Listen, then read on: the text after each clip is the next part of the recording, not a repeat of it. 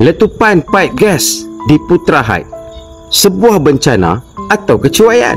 Kalau ikut daripada laporan kerajaan, dia kata akibat dari kelembapan tanah. Tanah ada oksigen kan? Kalau ikut apa yang aku nampak pula, kalau hampa tengok dalam video ni, pasal apa saluran paip ni terlalu dekat dengan kawasan perumahan, terlalu dekat dalam kawasan construction untuk perumahan kan? Dan kalau kita baca laporan-laporan dari engineer, dari orang-orang yang pakar dalam bidang ni, pipeline untuk gas ni adalah yang paling selamat dalam dunia.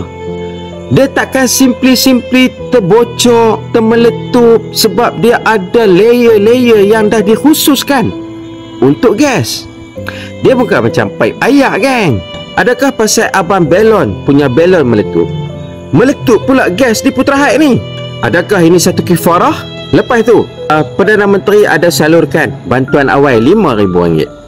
Sebenarnya yang aku tengok macam sikit sangat kerajaan Malaysia bagi berbanding mangsa gempa bumi di Myanmar. 10 juta weh. Yang aku masih tak boleh brain ni, pasal apa dekat sangat kawasan pipeline tu. Kalau hampa tengok tadi ni, siapa yang luluskan geng? Macam mana sebuah projek yang begitu dekat dengan pipeline boleh diluluskan? Siapa yang pergi lulus ni geng? Jadi sebab tu aku tanya, adakah ini sebuah bencana ataupun sebuah kecuaian akibat rasuah, akibat daripada salah guna kuasa, ataupun akibat mengikut ataupun mendengar ataupun menurut cakap tycoon ataupun orang-orang kaya? Parti kita parti derita.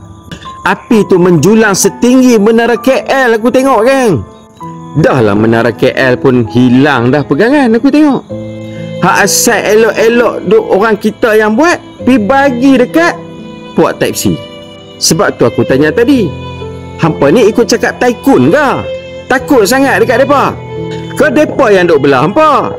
Jadi apa yang aku tengok kemusnahan di sekitar kawasan tu geng, kalau hampa tengok, habis musnah rumah-rumah, melecok, melebur, sayak habis kereta-kereta dan semua harta benda geng.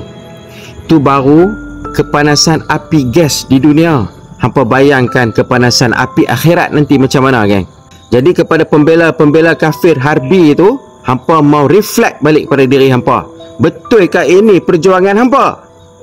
Hampa tak takut dekat kepanasan api neraka nanti? Okey geng, neraka itu benar. No? Api dia panas geng. Mau jaga elok-elok, okey?